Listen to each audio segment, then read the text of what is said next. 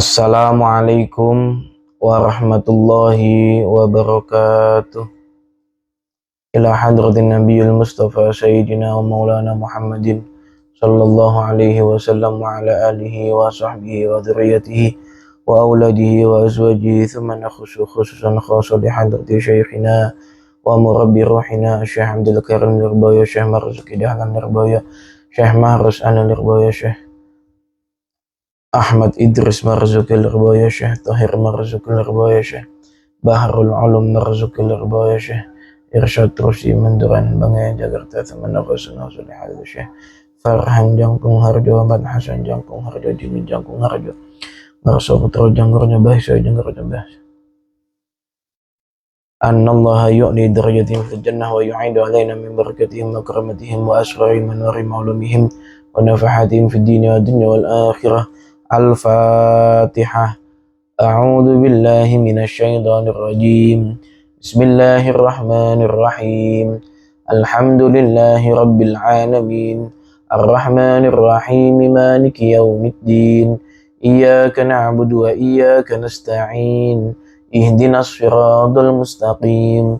Siratal ladzina an'amta 'alaihim ghairil maghdubi 'alaihim waladdallin. Rabbi ighfirli wa liwalidayya wa lil mu'minina amin. Bismillahirrahmanirrahim. Alhamdulillahi rabbil alamin. Wa bihi nasta'inu ala umurid dunya waddin. Wassalatu wassalamu ala asyrafil mursalin sayyidina wa maulana Muhammadin wa ala alihi wa sahbihi ajma'in. Rabbi syrah li sadri wa yassir li amri wa hlul 'uqdatam min lisani yafqahu qawli. Amma ba'du. Qala Allah ta'ala fi kitabihil karim. A'udzu billahi minasy syaithanir rajim. Inna Allah wa malaikatahu yusalluna 'alan nabi. Ya ayyuhalladzina amanu sallu 'alaihi wa sallimu taslima. Al-ayah. Ibu-ibu yang dirahmati oleh Allah, alhamdulillahirabbil alamin. Segala puji bagi Allah atas segala limpahan rahmat, karunia dan hidayahnya, sehingga kita semua dapat berkumpul dalam majelis yang insya Allah penuh barakah ini.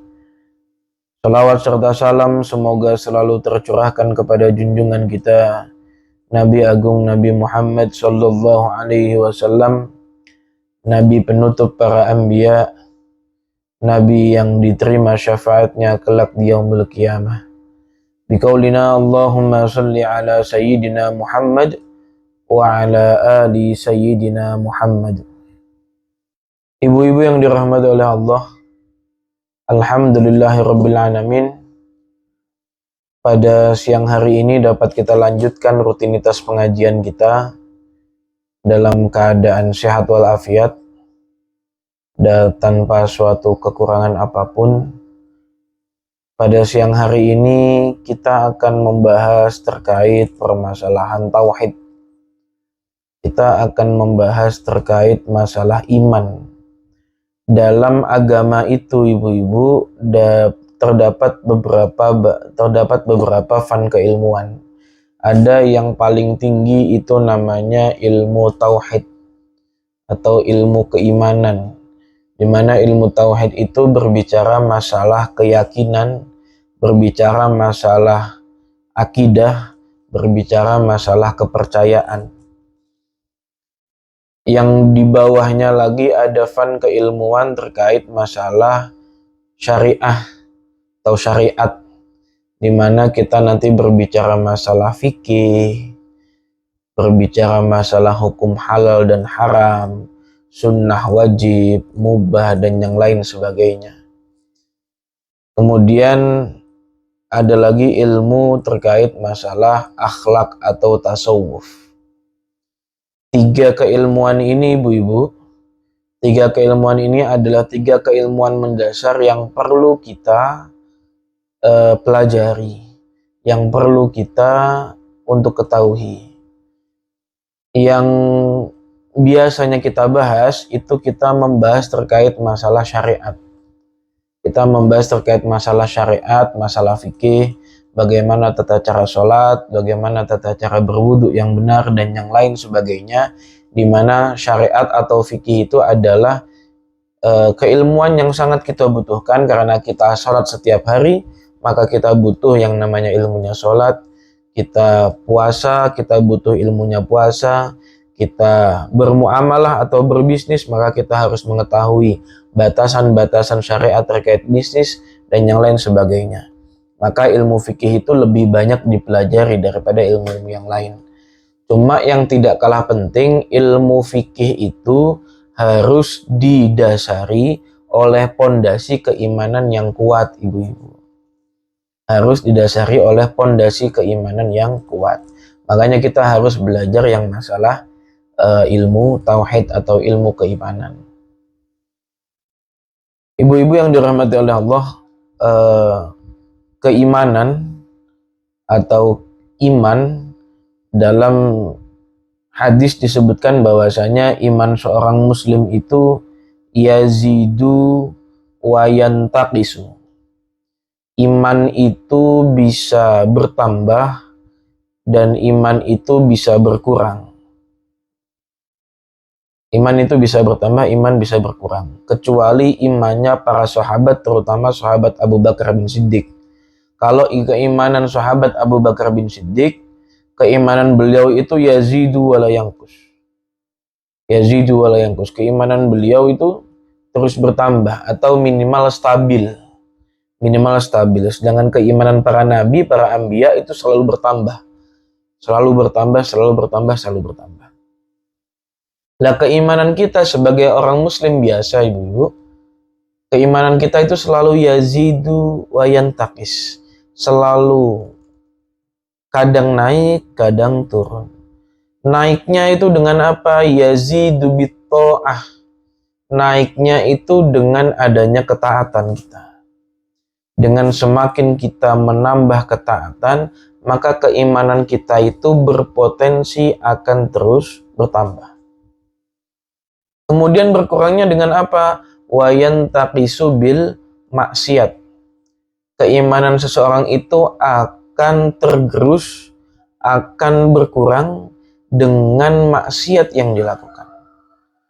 Makanya mohon maaf ketika ibu-ibu merasa bahwasanya kok saya mulai males ya ibadahnya ya. Kok saya dulu bisa sholat jamaah tapi sekarang kok nggak bisa ya. Dulu saya aktif kok ngaji rutinan malam Jumat atau ngaji waqiahan atau ngaji tabarokan atau ngaji setiap ahad. Kok sekarang udah mulai males ya? Lah itu adalah ruang kita untuk introspeksi diri, Bu. Apakah ada hubungannya kemalasan kita itu dengan kemaksiatan yang kita lakukan? Jelas ada hubungannya. Cuman kita introspeksi lagi. Kemaksiatan apa yang telah kita lakukan sehingga menyebabkan keimanan kita kok mulai turun sehingga kita lebih dekat terhadap dunia. Pokoknya tanda-tandanya cuma dua, ibu-ibu. Kalau seseorang itu lebih dekat kepada dunianya, dalam artian himmah atau cita-cita dia terhadap dunia itu lebih tinggi, maka biasanya imannya itu berkurang. Kenapa? Karena otomatis kalau terhadap dunia dia itu sangat getol, terhadap dunia itu dia sangat memperhatikan, biasanya akhiratnya kurang diperhatikan. Ini udah rumus tuh. Ini udah rumus. Kecuali bagi orang-orang yang secara lahiriah dia mengejar dunia, akan tetapi niatnya itu memang niat lillahi ta'ala. Contoh orang yang bekerja karena tujuan menjalankan kewajiban mencari nafkah untuk anak dan istri. Atau orang yang bekerja dengan niat supaya dia bisa menghidupi panti anak yatim dan yang lain sebagainya. Itu adalah mengejar dunia secara lahiriah, akan tetapi secara batiniah dia itu mengejar akhirat. Tapi kalau orang-orang yang murni hanya mengejar dunia, maka bisa dipastikan rumusnya itu tadi. Kalau lebih banyak himmah dia terhadap dunia, maka akhiratnya kurang. Begitu pula sebaliknya, ketika himmah dia terhadap akhirat itu lebih besar, maka himmah dia terhadap dunia akan berkurang. Ini tidak ada hubungannya dengan permasalahan rizki, ibu-ibu. Bukan berarti orang yang terus mengejar dunia kemudian dia akan kaya. Bukan berarti orang yang mengejar terus akhirat kemudian dia akan miskin, bukan. Banyak orang yang sehari kerjanya itu 20 jam, istirahatnya itu cuma 4 jam, tapi nggak kaya-kaya banyak. Atau banyak orang yang kerjanya itu cuma sehari semalam cuma 4 jam mungkin. Cuma 4 jam tapi suksesnya bukan main. Suksesnya bukan main. Atau nggak bisa kita vonis orang yang akhirat, orang yang mengejar akhiratnya lebih besar, kemudian rezekinya itu berkurang, tidak.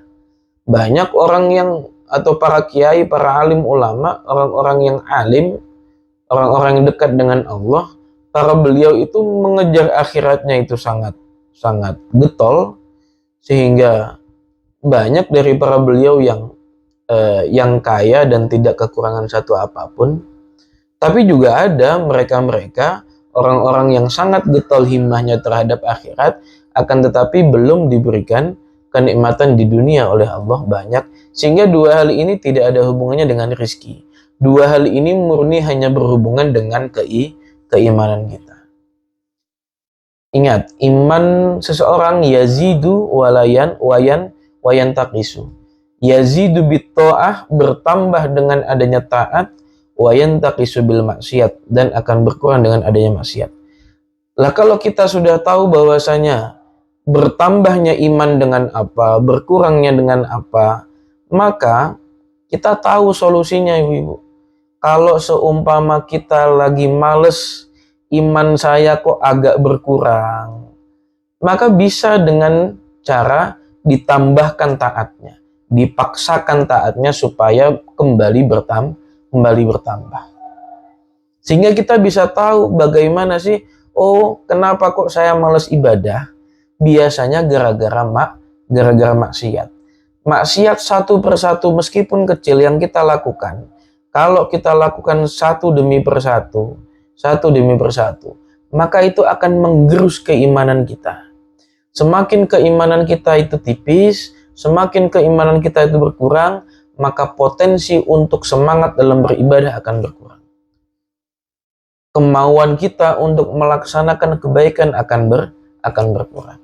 Nah, maka ayo pada siang hari ini saya mengajak diri saya sendiri dan para jamaah ibu-ibu sekalian bahwasanya, satu, kita harus introspeksi diri, apakah keimanan kita sedang dalam keadaan down atau dalam keadaan naik. Kalau dalam keadaan turun, maka kita introspeksi diri kita, apakah banyak maksiat yang kita lakukan tanpa kita sadari, atau banyak maksiat yang kita sadari namun kita enggan untuk menghentikannya. Kita introspeksi diri, kemudian kita hentikan, kita tambah taat kita untuk menambah keimanan kita.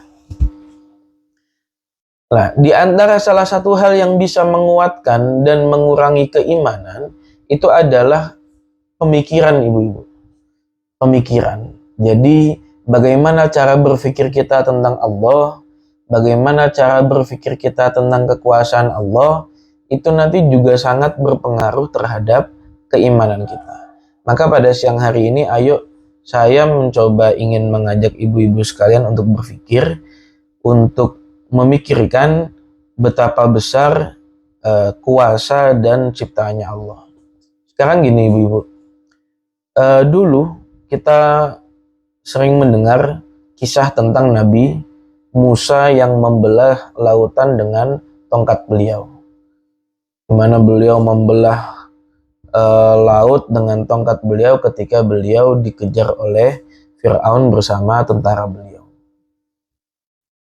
Nah, di saat sudah di pinggir pantai, di mana beliau hendak untuk membelah laut, ternyata pada waktu itu posisi perut beliau itu sangat sakit.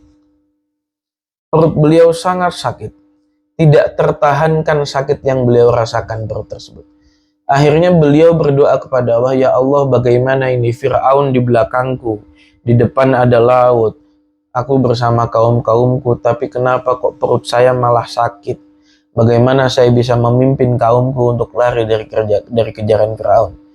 Akhirnya apa kata Allah? Kata Allah, wahai Musa, kamu naiklah ke bukit yang ada di sebelahmu. Di sana ada pohon ini, kemudian ada daunnya. Daunnya kamu ambil, kemudian kamu haluskan, kamu makan, maka penyakit kamu akan sembuh. Akhirnya benar, Nabi Musa ini langsung naik ke bukit yang ada di dekat beliau, yang namanya bukit yang gak terlalu tinggi. Naik ke bukit yang ada di dekat beliau, kemudian beliau mencari pohon yang dimaksudkan oleh Allah, kemudian memetik daunnya, dihaluskan, kemudian dimakan oleh beliau. Alhamdulillahirrabbilalamin, segala puji bagi Allah, sakit beliau itu langsung sembuh. Langsung sembuh. Turunlah beliau Nabi Musa ke bawah, ke pinggir pantai, bersiap untuk memimpin kaumnya untuk menyeberangi lautan. Ternyata sakit tersebut kembali wujud. Perut beliau kembali sakit. Akhirnya apa? Akhirnya Nabi Musa langsung naik lagi ke bukit, mengambil daun yang tadi diisyarahkan oleh Allah, kemudian menghaluskannya, kemudian mengkonsumsinya kembali. Tapi ternyata setelah dikonsumsi, perut beliau tidak sembuh-sembuh, justru malah bertambah sakit. Beliau ambil lagi daunnya, dihaluskan kembali, beliau makan lagi, tetap tidak sembuh. Tetap tidak sembuh. Kemudian apa kata Allah? Ya Allah, kenapa kok sakit ini tidak sembuh? Tadi ketika sakit yang awal, saya itu makan daun ini ya sembuh. Tapi kenapa setelah yang kedua, yang ketiga, ketika perut saya sakit lagi, kok perut saya nggak sembuh sakitnya? Apa kata Allah? Loh, beda, wahai Musa. Beda. Kalau yang pertama tadi, kamu itu minta dulu kepadaku.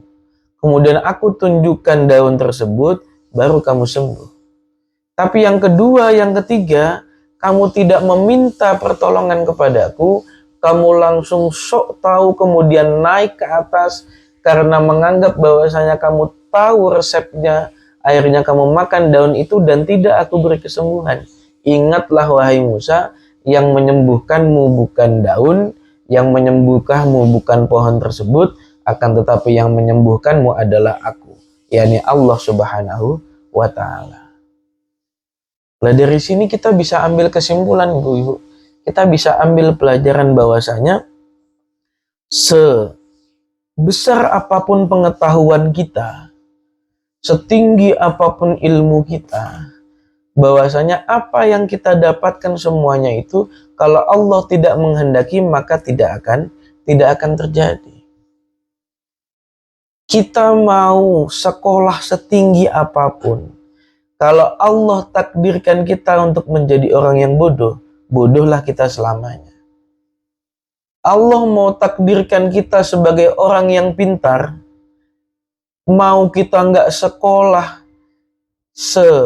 setingkat apapun, kita tetap akan menjadi orang yang pintar. Dalam permasalahan ekonomi pun juga seperti itu. Mau kita kejar seperti apapun itu dunia, kalau Allah tidak menghendaki kita untuk memberikan rizkinya pada waktu itu, ya maka tidak akan diberikan. Kita tidak akan mendapatkan apa yang kita cari. Tapi kalau Allah menciptakan, Allah mentakdirkan kita untuk menjadi orang yang kaya, orang yang mendapatkan rezeki tersebut, kita diam saja, Allah datangkan rezeki tersebut. Gak perlu saya contohkan, ibu-ibu semua, kita semua sudah bisa mendengar, melihat, dan mengalami berbagai kejadian-kejadian yang Allah isyarahkan kepada kita bahwasanya rezeki itu min haitsu la yahtasib. Wa may yattaqillaha, barang siapa yang bertakwa kepada Allah, yaj'al lahu makhraja, maka Allah akan kasih dia pintu keluar, akan kasih dia jalan solusi. Dan Allah akan memberikan rizki dari arah yang tidak diduga-duga. Disinilah pentingnya ibu-ibu bahwasanya, makanya Allah katakan bahwa dalam segala hal yang diwajibkan bagi kita, itu hanyalah wilayah kita saja. Apa maksudnya wilayah kita? Yang berada di kekuasaan kita. Apa itu? Ikhtiar kita, usaha kita. Kita itu hanya diwajibkan untuk ikhtiar sebatas kemampuan kita. Selain daripada itu, maka harus kita serahkan kepada Allah dan tidak henti-hentinya berdoa kepada Allah. Ini harus imbang, ibu-ibu. Harus imbang. Harus imbang. Contoh gini saja, ada lagi contoh. Seumpama ibu-ibu, ayam itu kan bisa mengeluarkan telur. Bisa nggak? Bisa. Kemudian telur itu bisa menetaskan ayam. Iya nggak ibu? Ya benar. Ayam itu bisa mengeluarkan telur atau bertelur. Telur itu bisa menciptakan atau mengeluarkan ayam. Sekarang pertanyaannya, tembok itu bisakah mengeluarkan ayam? Tidak bisa. Pasti tidak bisa atau enggak? Pasti tidak bisa. Kita pasti anggapannya seperti itu, ibu. Kita menganggap bahwasanya ilmu kita itu sudah tinggi, kita tahu bahwasanya ayam itu pasti bisa bertelur, kemudian telur itu pasti bisa mengeluarkan ayam, tembok itu pasti tidak bisa mengeluarkan telur. Itu kita anggap pasti semuanya. Padahal tidak ada yang pasti. Logika berpikirnya seperti ini, ibu-ibu. Bahwasanya apakah ayam itu bisa mengeluarkan telur? Kalaupun toh nyata-nyata ayam tersebut bisa mengeluarkan telur, apakah dia tahu caranya untuk mengeluarkan telur? Apakah dia tahu caranya untuk menciptakan telur? Pernahkah kita berpikir, apa yang dimakan ayam kok bisa sampai terbentuk telur dalam tubuhnya? Pernahkah kita berpikir, apa yang dikonsumsi oleh telur sehingga telur itu bisa menciptakan, menetaskan ayam? Ayam tidak punya kuasa apa-apa untuk mengeluarkan telur. Dia pun tidak pernah mencari tahu bagaimana cara untuk mengeluarkan telur. Bahkan telur pun yang kita anggap benda mati, itu tidak pernah tahu caranya untuk menetaskan ayam. Akan tapi kenapa, bagaimana bisa ayam keluar dari telur? Berarti apa? Oh, berarti di sini ada unsur campur tangan Allah Subhanahu wa ta'ala. Kan nggak nalar ibu, yang dimakan ayam itu jagung, beras, nasi, bekatul. Tapi kok bisa ada cangkang telur di dalam tubuhnya? Atau bahkan telur yang tidak dimasuki apapun, yang tidak memakan apapun. Bagaimana mungkin ketika telur baru keluar, kemudian kita buka bentuknya itu kuning telur, tapi ketika didiamkan selama beberapa waktu, ternyata bisa menetas menjadi anak ayam yang ada kakinya, yang ada matanya, yang ada bulunya. Kemana cairan telur itu? Nah, pernahkah kita berpikir seperti itu? Kalau kita pernah berpikir seperti itu, pasti kita menyimpulkan bahwasanya ada unsur tangan Tuhan di sana. Ada kekuasaan Allah di sana. Lah kalau kita berpikir bahwasanya ayam yang tidak punya kemampuan apapun untuk bertelur tapi bisa bertelur atas kekuasaan Allah, telur yang tidak bisa punya kekuasaan apapun akan tetapi dia bisa menetaskan anak ayam yang bisa melihat, bisa berjalan, bisa makan, punya bulu, punya rongga dada, punya usus dan yang lain sebagainya. Atas kekuasaan Allah, telur itu bisa menetaskan anak ayam. Nah, kenapa kita tidak berpikir terhadap tembok yang secara keilmuan kita, tembok itu tidak bisa apa-apa. Akan tapi seharusnya kita bisa berpikir bahwasanya atas kekuasaan Allah semua apapun bisa terjadi. Nah, keimanan orang-orang yang soleh seperti para wali, keimanan para nabi-nabinya Allah, para utusan-utusan Allah, itu seperti itu, ibu-ibu. Bahwasanya kalau ditanya, apakah batu itu bisa melahirkan unta? Bisa. Apakah tembok itu bisa menelurkan telur? Bisa. Sebagaimana Nabi Ibrahim yang dikatakan, yang ketika beliau dibakar hidup-hidup oleh Raja Namrud, apakah beliau gelisah? Ya, tidak. Api itu secara keilmuan manusia bisa membakar. Tapi api itu milik Allah. Kalau Allah perintahkan dingin, dinginlah api tersebut. Lah itulah keimanan yang bagus. Keimanan yang diajarkan oleh para wali-wali kita, oleh para nabi-nabi kita, bahwasanya tidak ada yang pasti ketika ada campur tangan Allah di sana. Nggak usah jauh-jauh lah ibu-ibu, nggak usah jauh-jauh. Kita yakin atau tidak bahwasanya jantung kita berdetak? Yakin. Kalau kita berdiam, merem, kemudian kita dengarkan sedikit-sedikit, itu ada detak jantung kita. Dep, dep, dep. Ketika kita berlari semakin berdebar. Dep, dep, dep, dep, dep, dep, dep. Nah, itu jantung. Cukup jantung saja yang berdetak saja, kita tidak berbicara apa fungsi jantung, bagaimana jantung memompa darah ke seluruh tubuh. Jantung yang berdetak saja, bagaimana bisa berdetak? Siapa yang membuat berdetak? Kemudian ketika orang meninggal, siapa yang menghentikan detak jantung? Apakah ada baterainya? Kalau ada baterainya, kapan ngecasnya? Kalau seumpama ada baterainya, kok baterainya nggak habis-habis dipakai seharian, bahkan dipakai bertahun-tahun. Orang kalau mau berpikir seperti itu, maka dia pasti akan yakin bahwasanya di setiap kehidupan kita, pasti ada campur tangan Allah Subhanahu wa Ta'ala. Pasti ada campur tangan Allah Subhanahu wa Ta'ala. Belum kita mikir lagi makan. Kita makan ibu-ibu, kita makan apa aja kita makan kan? Pagi makan bubur ayam, ya kan? Bubur ayam sambelnya banyak. Minumnya teh hangat. Udah gitu agak siangan dikit makan sayur asem. Pakai sambel, pakai ikan asin, pakai nasi, segernya minta ampun, ya kan? Agak maleman dikit kita nyemur jengkol. Malam-malam makan jengkol. Ibu-ibu nggak pernah berpikir, nggak pernah memikirkan bagaimana perasaan lambung kita.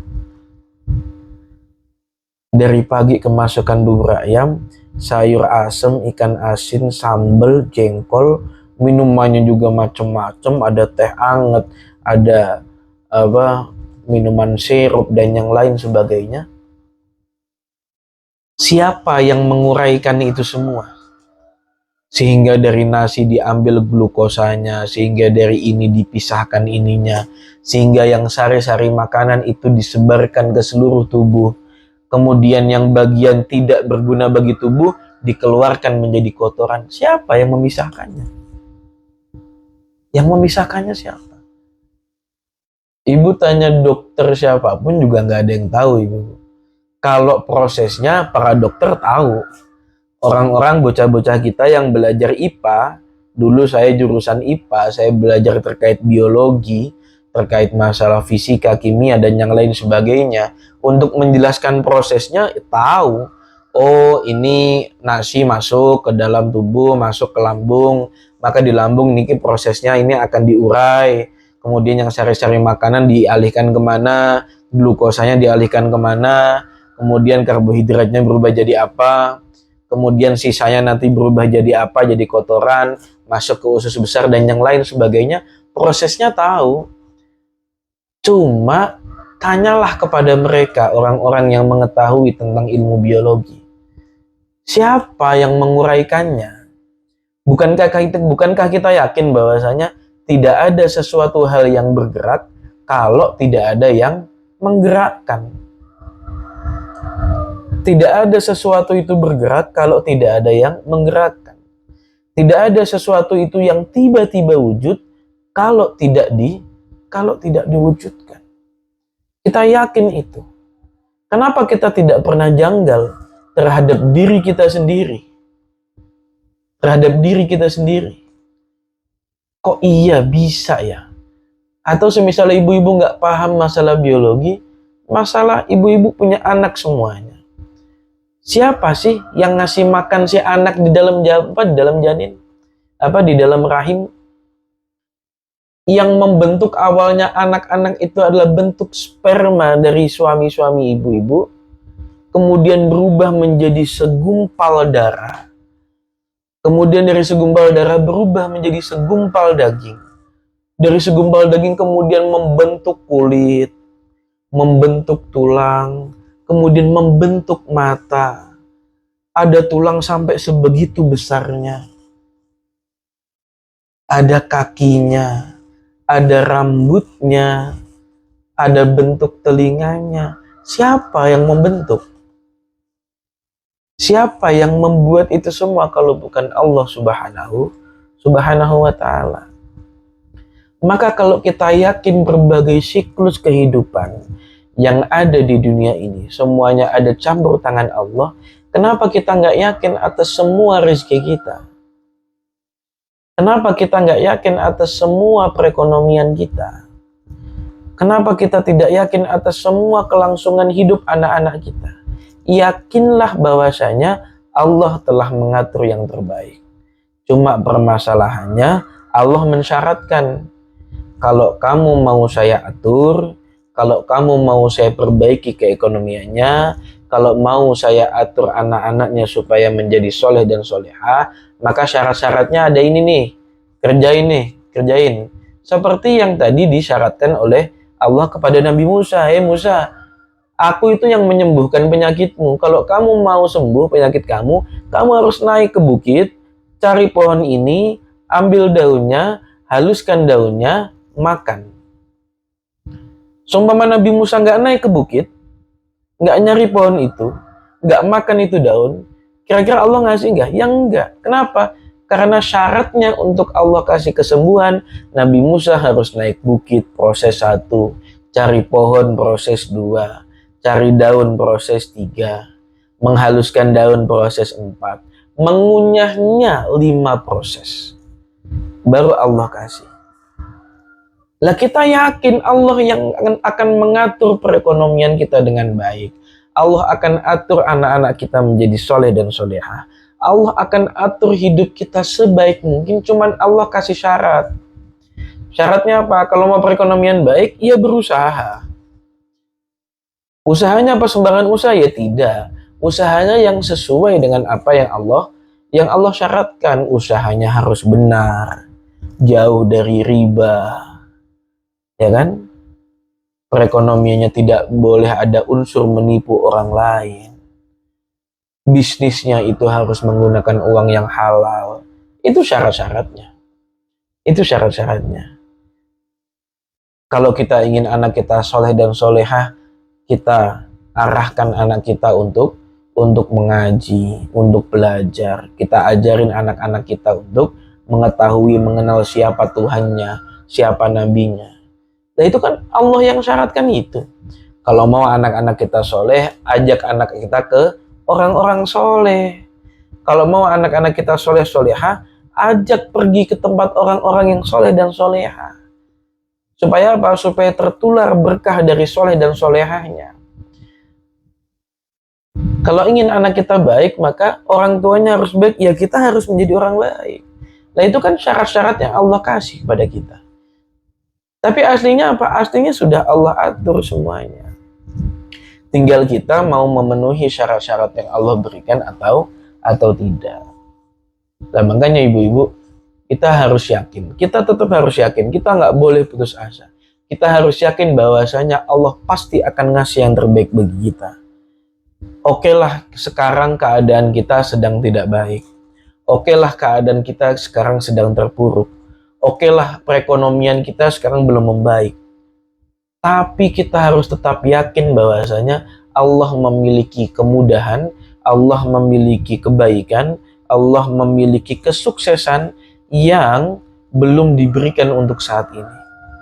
Bisa diberikan saat kita itu masih hidup, atau bisa diberikan ke anak cucu kita ketika kita sudah meninggal. Makanya dalam sebuah riwayat dikatakan, untuk mentafsiri ayat ud'uni astajib lakum, Allah berkata, Allah berfirman, berdoalah kepadaku wahai umat manusia, niscaya akan aku kabulkan. Niscaya akan aku kabulkan. Firman Allah tidak pernah dusta. Allah nggak pernah dusta. Allah pasti menepati janji. Berdoalah kepadaku, maka akan aku kabulkan.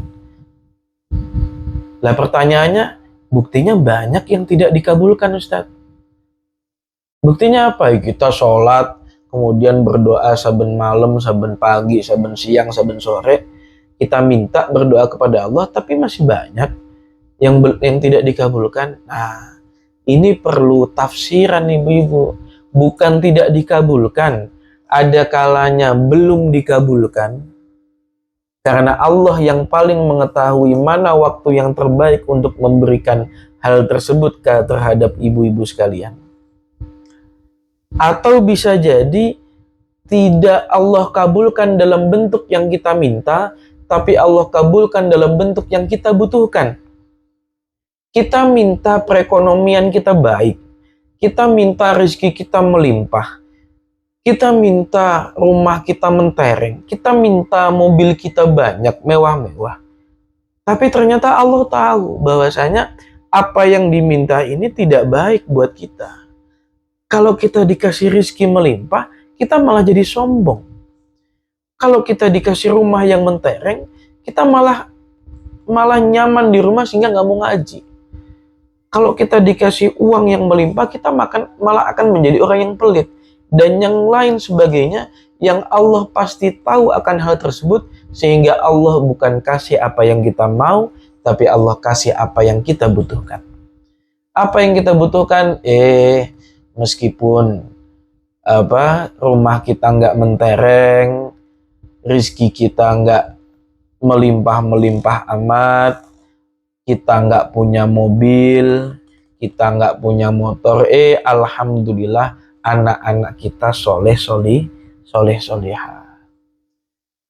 Meskipun rezeki masih seret, alhamdulillah ternyata badan kita dikasih sehat. Kita nggak pernah sakit yang sekiranya sakitnya itu ngabisin puluhan juta. Sehingga ternyata Allah kasih dalam bentuk yang kita butuhkan. Bukan dengan bentuk yang kita inginkan. Atau yang ketiga, Allah tidak kasih di dunia, tapi Allah bentukkan pahala di akhirat. Nah, maka jangan pernah mengatakan doa kita tidak dikabulkan, belum dikabulkan, atau bisa jadi dikabulkan dalam bentuk yang lain. Bisa berbentuk kenikmatan di dunia yang lain, atau bisa dibentukkan pahala untuk kenikmatan di akhirat. Maka jangan pernah bosan untuk berdoa. Jangan pernah bosan untuk berdoa. Sama seperti anak kecil. Kita itu layaknya anak kecil di hadapan Allah. Anak kecil itu masih kecil. Itu kadang udah minta kopi panas. Atau anak kecil jalan-jalan, diajak jalan di mall, itu udah kadang nunjuk-nunjuk minta beliin HP yang harganya 10 juta. Minta dibeliin motor ketika ngelewatin dealer. Minta dibeliin mobil ketika ngelewatin showroom. Kita sebagai orang tua, apa yang langsung ngasih? Ada bocah, kita ajak jalan ke mall, minta HP Samsung S23 Ultra yang harganya 20 juta, terus kita kasih? Kan tidak. Kita akan membelikan dia sesuatu yang lebih dia butuhkan. Apa dia butuhnya? Oh, bocah kecil itu butuhnya ya mainan-mainan yang biasa, bukan masalah mahal. Kalaupun toh kita punya uang nih Bu ya, Sumama kita jadi sultan, kita jadi orang-orang yang miliarder, kita jadi orang-orang jutawan semisal, yang uangnya itu udah melimpah seumpama. Kalau cuma buat ngebeliin anak HP yang harga 20 juta, ya kayak beli kacang goreng, semisal kayak gitu. Cuman seumpama anak kita yang masih umur 5 tahun, kok tiba-tiba minta dibeliin HP 20 juta. Meskipun kita punya uang, kita nggak akan ngasih.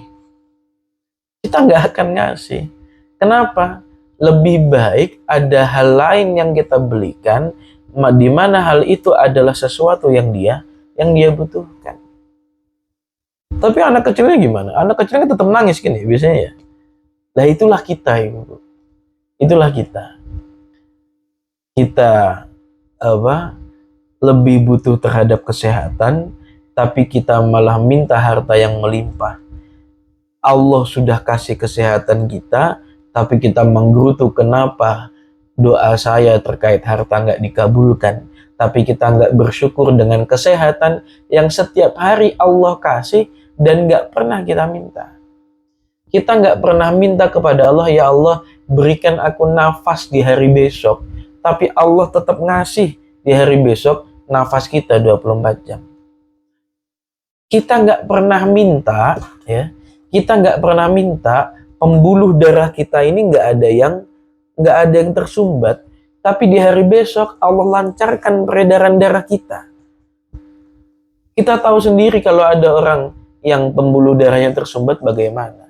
Kita tahu sendiri bagaimana lambung seseorang kalau seumpama sedang dalam keadaan akut bagaimana. Apakah kita pernah minta kepada Allah, ya Allah, mudah-mudahan besok lambung saya nggak sakit. Pernahkah kita minta? Tapi apakah Allah ngasih kepada kita? Ngasih meskipun kita nggak minta. Nah, hal-hal yang kecil seperti itulah ibu-ibu yang bisa menguatkan keimanan kita. Itu adalah cara menguatkan iman kita dengan cara berpikir, memikirkan atas nikmat-nikmat yang telah Allah berikan, itu bisa menguatkan keimanan kita. Kalau iman kita sudah kuat, maka sudah sayogianya ditambah terus dengan cara melakukan ketaatan, melakukan ibadah. Dan ingat, hal yang bisa meruntuhkan keimanan, hal yang bisa merusak dan mengurangi keamanan, itu adalah perbuatan maksiat. Maka pada siang hari ini, poin yang bisa kita dapatkan, kita bawa pulang dan kita jadikan prinsip adalah bahwa satu, ibadah bisa menambah keimanan, maksiat bisa mengurangi keimanan. Yang kedua, lebih banyak hal yang harus kita syukuri daripada hal yang belum kita miliki. Banyak hal yang belum kita syukuri daripada barang yang belum kita miliki. Maka sudah sayogianya syukur kita itu lebih banyak daripada minta kita. Syukur kita itu harus lebih bersungguh-sungguh daripada permintaan kita yang bersungguh-sungguh. Harus imbang, Ibu. Harus imbang. La in syakartum la azidannakum. Makanya Allah bilangnya seperti itu.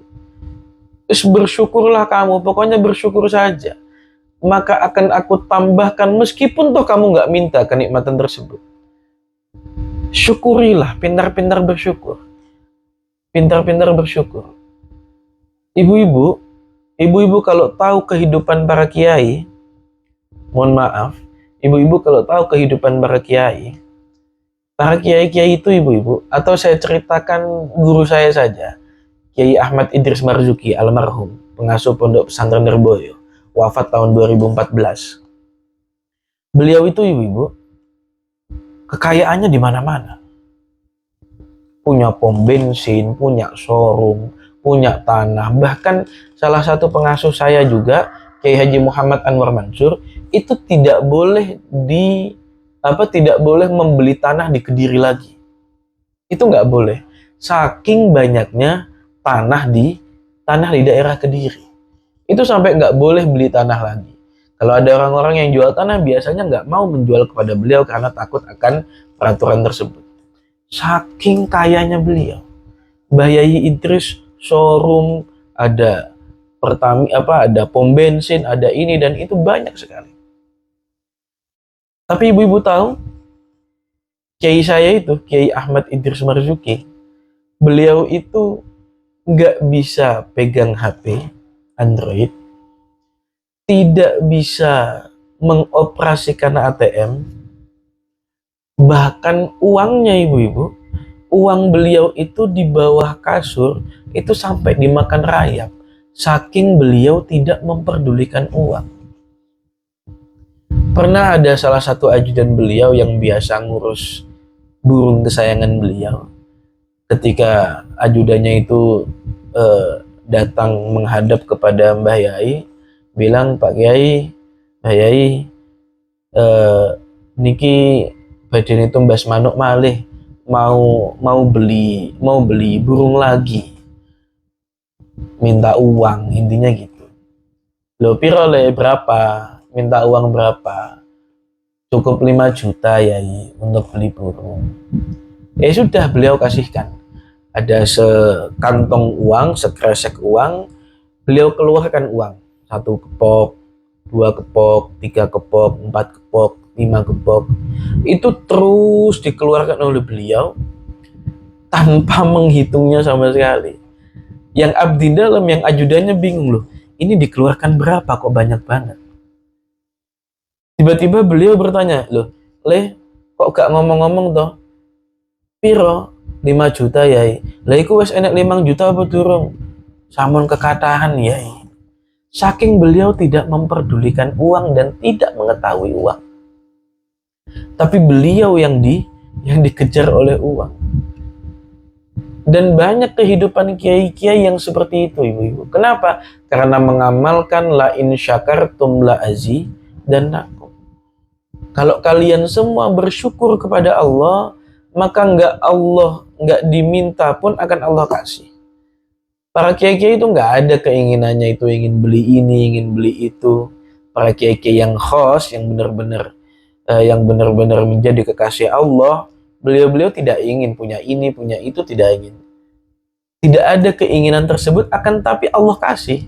Kan hebatnya di situ. Kenapa? La in syakartum la azidannakum. Beliau nggak pernah bingung. Oh, itu kan emang udah dari sononya, Pak Ustadz. Kalau yang namanya kiai itu kan ya berarti dari sononya emang udah kaya. Kata siapa? Kiai saya Ahmad Idris Marzuki itu dulu ketika beliau selesai mondok, ayah beliau Kiai Haji Marzuki Dahlan itu sudah menjadi pengasuh Pondok Lirboyo. Dan apakah beliau kemudian menerima berbagai kekayaan? Tidak. Setelah selesai mondok, beliau itu Kiai Ahmad Idris Marzuki itu jadi kenek bis Kediri Surabaya. Jadi kenek bis. Bahkan pernah jualan es lilin. Bahkan dulu ceritanya bersama istri beliau kalau ziarah dari Kediri sampai Surabaya itu naik motor, ibu, naik motor Astrea. Ya karena memang belum punya apa-apa. Semuanya dari nol. Akan tapi karena itu tetap berusaha sedikit demi sedikit. Ia tetap ikhtiar jualan es lilin, jualan baju, kredit panci ini dan itu, jualan nasi. Akhirnya la in syakartum la azidannakum. Diiringi dengan syukur terus kepada Allah, akhirnya Allah tambahkan apapun yang beliau butuhkan. Itu kan kiai-kiai itu kan banyak uang dari amplopan, Pak Ustadz. Nah, ini yang perlu saya luruskan mindsetnya ibu-ibu. Mohon maaf banget. Memang kiai itu kan kalau zaman sekarang macam-macam ibu-ibu ya.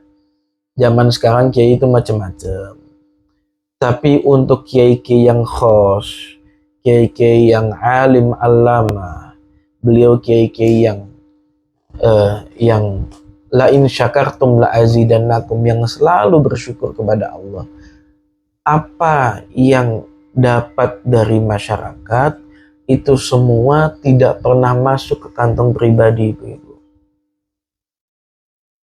Saya dulu pernah pernah bertanya kepada di saat ngaji kepada Maulana Al-Habib Lutfi bin Ali bin Hashim bin Yahya, bagaimana cara menata hati ketika kita itu mendapatkan semisal amplop dari masyarakat, semisal kita mendapatkan uang dari masyarakat ini dan itu, maka salah satu metode beliau adalah ketika mendapatkan apapun dari masyarakat, usahakan itu kembalikan ke masyarakat lagi.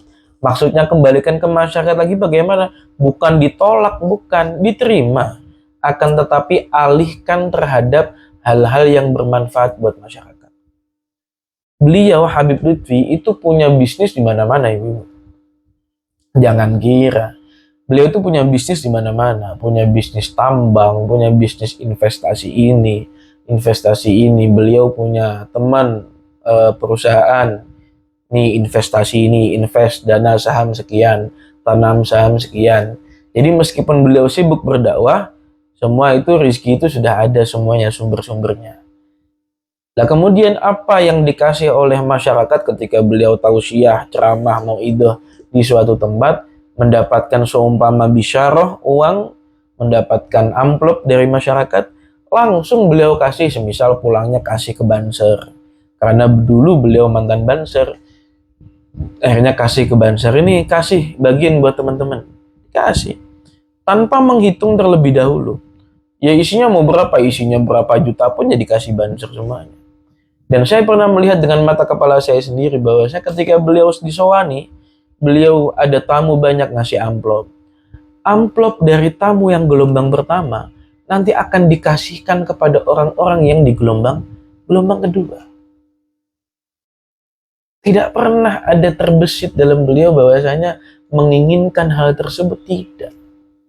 Cuma pandangan kita ini, pandangan orang-orang ini bahwasanya oh jadi kiai enak ya, amplopnya banyak.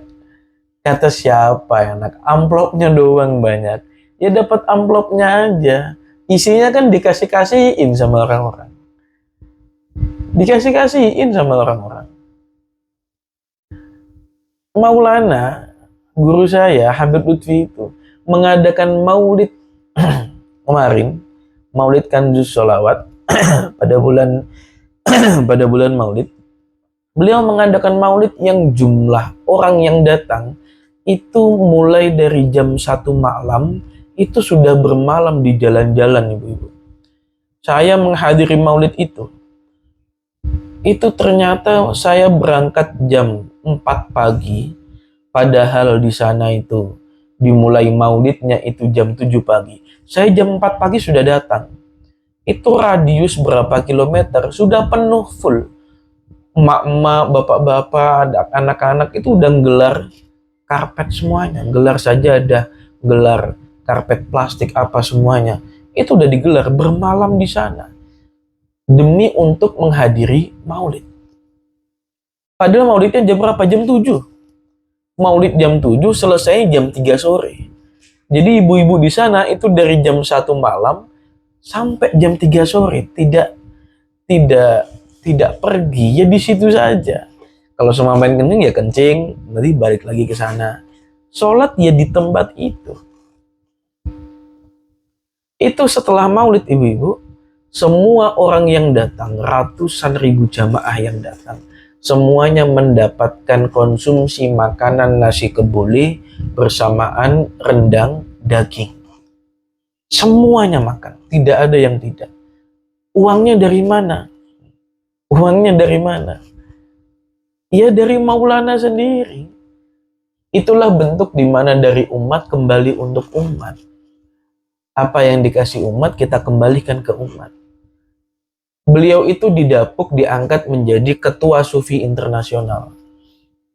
Dimana pada beberapa bulan yang lalu seluruh sufi dari 70 negara atau lebih itu datang ke Indonesia, kemudian mengadakan perkumpulan, mengadakan sebuah pertemuan, mengadakan sebuah seminar dan yang lain, semuanya kegiatan-kegiatan sufi internasional. Beliau itu didapuk sudah beberapa tahun ini untuk menjadi ketua sufi internasional. Dalam 3 hari kegiatan tersebut itu menghabiskan dana sampai 11 miliar itu. di Pekalongan. Uang siapa? Ya uang beliau sendiri. Apakah ada sponsor? Ya tidak ada. Uang dari mana? Ya uang dari beliau sendiri. Apakah kita pernah melihat itu? Tidak. Kita lihatnya cuma dapat amplop banyak. Tapi gak pernah melihat lebih banyak yang beliau keluarkan untuk umat. Lebih banyak waktu yang beliau keluarkan untuk umat. Yang tidak ada harganya kalau dibandingkan dengan amplop. Berapa sih amplop kita? Nggak seberapa dibandingkan dengan apa yang telah beliau berikan untuk umat ini. Nggak oleh karenanya ibu-ibu, kembali pada topik kita tadi bahwasanya la in syakartum la azidannakum. Kalau kita bersyukur maka pasti akan Allah kasih, akan terus Allah kasih, akan terus Allah tambah. Ibu-ibu yang dirahmati oleh Allah, mungkin cukup sekian materi yang bisa saya sampaikan pada siang hari ini. Mudah-mudahan bisa bermanfaat. Mudah-mudahan ketika kita pulang dari sini, keimanan kita akan terus bertambah, terus bertambah, terus bertambah. Kalaupun toh iman kita sedang berkurang, mudah-mudahan cepat lagi untuk bertambah dan bertambah. Mudah-mudahan keimanan kita, tauhid kita, akidah kita, rasa syukur kita akan semakin kuat kepada Allah Subhanahu wa taala. Mudah-mudahan hajat-hajat kita disebabkan oleh syukur kita, hajat-hajat kita baik hajat dunia maupun hajat akhirat semuanya dikabulkan oleh Allah Subhanahu wa taala. Mudah-mudahan ketika berbagai halangan yang kita hadapi, berbagai masalah yang kita hadapi, mudah-mudahan berkah dari majelis ini, berkah dari pengajian ini, mudah-mudahan mendapatkan jalan keluar dari Allah Subhanahu wa taala. Yang masih memiliki penyakit mudah-mudahan disembuhkan oleh Allah Subhanahu wa taala. Bismillahirrahmanirrahim. Alhamdulillahirabbil alamin. Hamdan yuafi ni'amahu wa yukafi mazidah. Ya rabbana lakal hamdu wa lakal syukru kama yanbaghi li jalali wajhikal karim wa 'azimi sultanik. Allahumma salli ala sayyidina Muhammadin tibbil qulubi wa dawaiha wa afiyatil abdani wa shifaiha wa nuril absari wa diyaha wa ala alihi wa sahbihi wasallim. Allahumma ighfir lana dhunubana wa li walidayna warhamhuma kama rabbayana shighara. Rabbana dhalamna anfusana wa illam taghfir lana wa tarhamna lanakunanna minal khasirin. Rabbana hab lana min azwajina wa dhurriyyatina qurrata a'yun waj'alna lil muttaqina imama. Rabbana atina fid dunya hasanah wa fil akhirati hasanah wa qina adzabannar. Wa sallallahu ala sayyidina Muhammadin nabiyil ummi wa ala alihi washabihi wasallam.